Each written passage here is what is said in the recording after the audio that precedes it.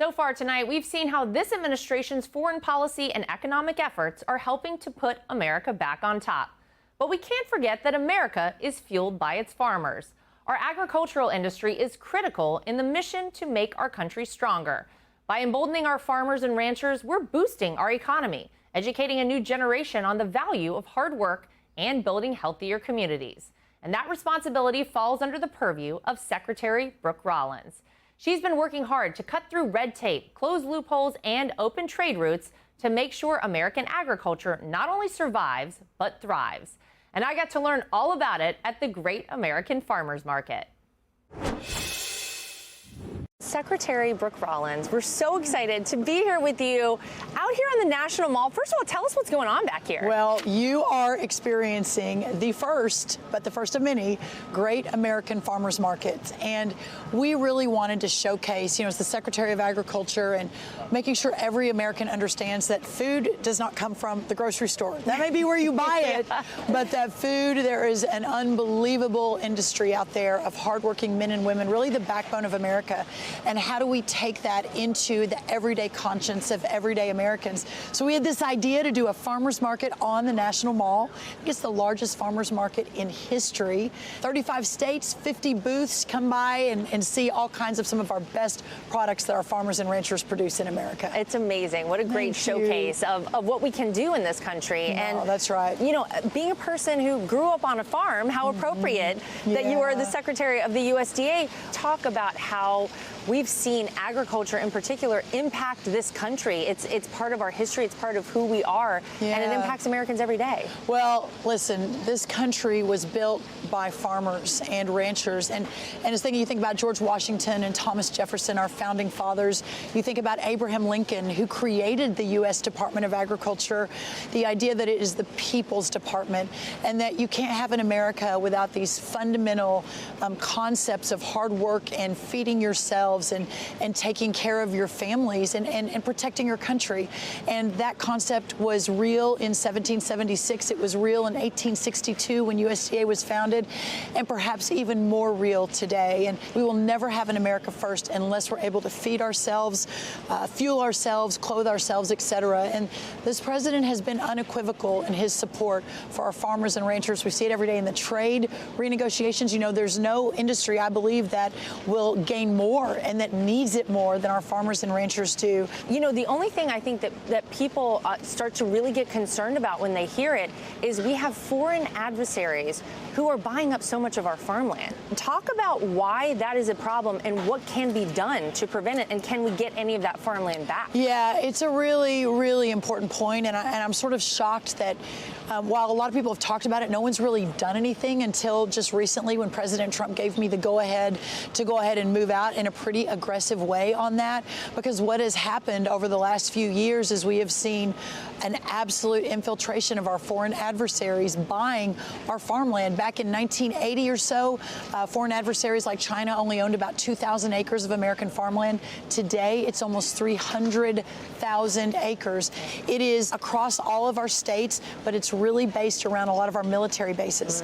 At some point, it's not okay anymore. So we are beginning, first of all, working with the states. Some of our best governors have already passed laws to say you cannot buy in their state if you are a foreign adversary. But we're working here in Washington, too. We've got an executive order coming very soon, but really working to claw all of that back to ensure that we're protecting the homeland first. And I'm really proud of that. I think President Trump's vision on that is exactly right, and being able to execute it in a pretty massive but coordinated way across every level of government is going to be one of our big wins when we're finished in 42 months. One of the things that shocked me to learn, that I think it would shock a lot of Americans to learn, is that farmers only make 7 cents on every food dollar. What do we do to help our farmers? Because that's kind of shocking. We've lost a couple 100,000 farms in the last just 4 or 5 years. Farmers are in an era where only 8 of every 10 years they are in the red. Only 2 of every 10 years they make money. In those 2 years, it's got to be enough to make sure that they can support their families in the other 8 years. I mean, Laura, you have young children. My husband and I have 4 children. You think about the stress and just the unsustainability of, in many ways, that sort of problem, and the president opening up the world to American agriculture products with his trade and tariff realignment.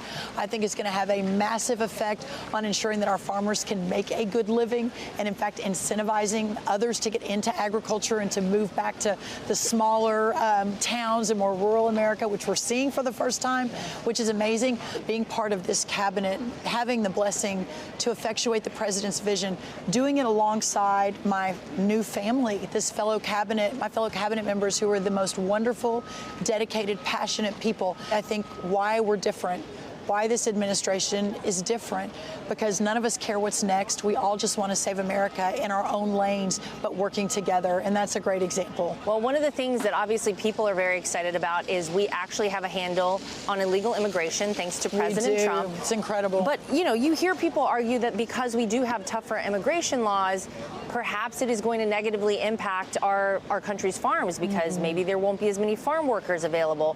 What's the USDA's response to that? Well, it is a complicated issue, and the president, as you know, as a businessman, from his business perspective, he has to make sure his farmers can produce the food and support their families in a way that they need to with a labor force that is necessary. In the Department of Labor, under our incredible Secretary of Labor, Drimmer, she is working on fixing the H-2A program, which is our seasonal, basically a guest worker program. There's no cap on it. There's never been, but it is so expensive. It's so hard to get that really only those with armies of lawyers can even begin to start hiring under that. So we're fixing that. She's already begun that process, and I think we've already seen some really good results from that. But the flip side is there are a lot of people in this country that aren't working, and part of the big, beautiful bill, there were so many good things in it, but one of those was work requirements for able-bodied adults. This work on farms is righteous, and I think one of the things the president has done is brought back to the nation's forefront the dignity of work and how important work is. Our current visa program will make sure that everyone that is here will be here legally, and that at the same time we begin this new era of work in America where we can create these solutions to these vexing problems. And only President Trump could do that. I believe it. What would be your message to the next generation, the younger Americans right now who are saying, I don't know, maybe I would consider a career and a future in agriculture? Why would you encourage them to do that? We are seeing a revitalization amongst our youth in this country. You see these kids leaning into servant leadership and how can I better serve America, and the idea that it's not about me.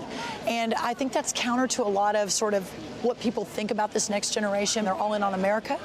They're all in on faith. They're all in on hard work. And at the end of the day, the life of hard work and the righteousness of work and owning the land and providing the service that saves America.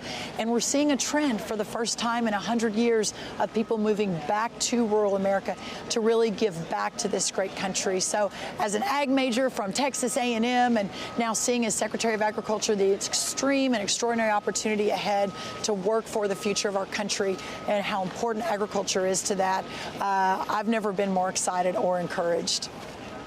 And that excitement was certainly palpable while walking around the Great American Farmers Market.